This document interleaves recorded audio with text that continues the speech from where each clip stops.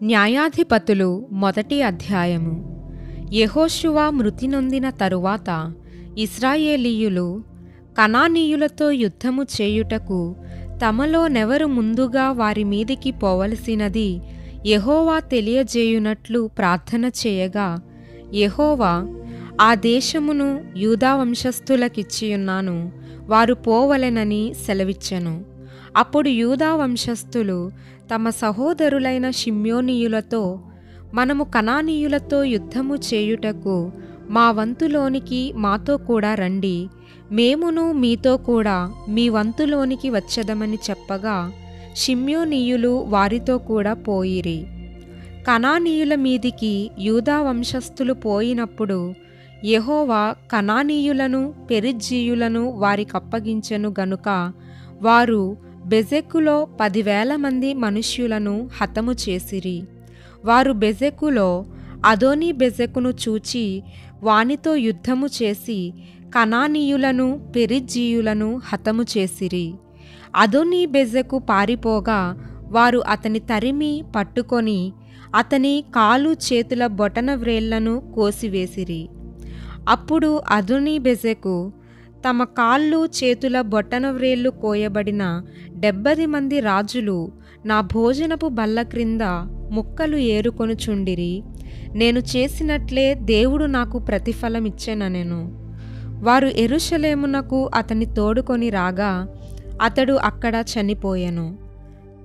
యూదా వంశస్థులు యెరూషలేము మీదికి యుద్ధము చేసి దానిని పట్టుకొని కొల్లబెట్టి ఆ పట్టణమును కాల్చివేసిరి. తరువాత యూదా వంశస్థులు మన్యములయందును దక్షిణ దేశమందును లోయయందును నివసించిన కనానీయులతో యుద్ధము చేయుటకు పోయిరి. మరియు యూదా వంశస్థులు హెబ్రోనులో నివసించిన కనానీయుల మీదికి పోయి షేషయిని, అహీమానును, తల్మయిని హతము చేసిరి. ఆ హెబ్రోను పేరు కిర్యతర్బా. అక్కడు నుండి వారు దెబీరు నివాసుల మీదికి పోయిరి. పూర్వము దెబీరు పేరు కిర్యత్సేఫెరు. కాలేబు కిర్యత్సేఫెరును పట్టుకొని కొల్లబెట్టువానికి నా కుమార్తె అయిన అక్సాను ఇచ్చి పెండ్లి చేసెదనని చెప్పగా, కాలేబు తమ్ముడైన కనజు కుమారుడగు ఒత్నీయేలు దాని పట్టుకొనెను గనుక కాలేబు తన కుమార్తె అయిన అక్సాను అతనికిచ్చి పెండ్లి చేసెను. ఆమె తన పెనిమిటి ఇంట ప్రవేశించినప్పుడు తన తండ్రిని ఒక పొలము అడుగుటకు అతనిని ప్రేరేపించెను. ఆమె గాడిదను దిగగా కాలేబు, నీకేమి కావలెనని అడిగెను. అందుకామె, దీవెన దయచేయుము, నాకు దక్షిణ భూమి ఇచ్చియున్నావు, నీటి మడుగులను కూడా నాకు దయచేయుమనెను. అప్పుడు కాలేబు ఆమెకు మెరక మడుగులను పల్లపు మడుగులను ఇచ్చెను. మోషే మామయైన కేయిను కుమారులు యూదా వంశస్థులతో కూడా ఖర్జూర చెట్ల పట్టణములో నుండి అరాదు దక్షిణ దిక్కులోని యూదా అరణ్యమునకు వెళ్ళి అక్కడ చేరి ఆ జనముతో నివసించిరి.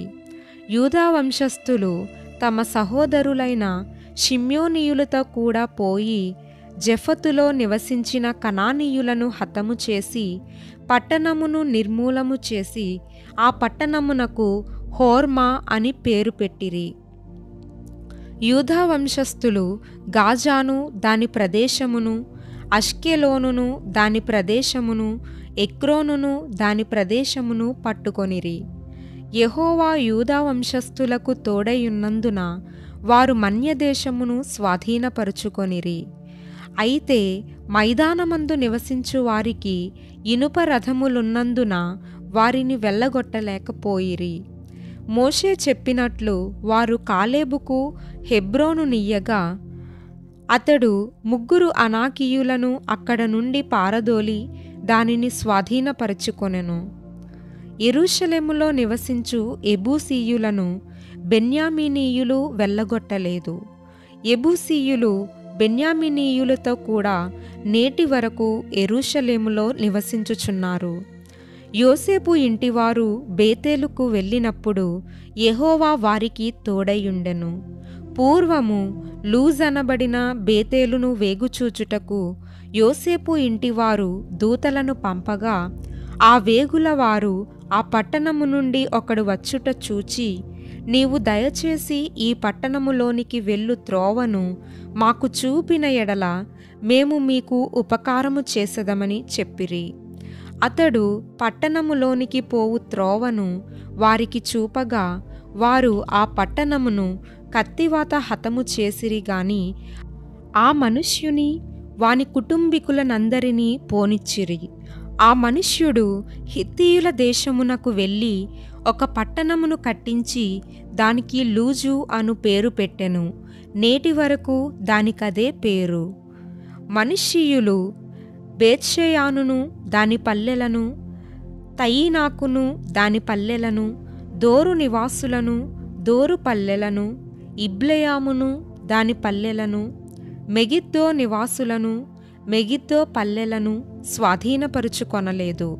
ఏలయనగా కనానీయులు ఆ దేశములో నివసింపవలెనని గట్టిపట్టు పట్టియుండిరి. ఇశ్రాయేలీయులు బలవంతులైన తరువాత వారు కనానీయుల చేత వెట్టి పనులు చేయించుకొనిరి కాని వారిని బొత్తిగా వెళ్ళగొట్టలేదు.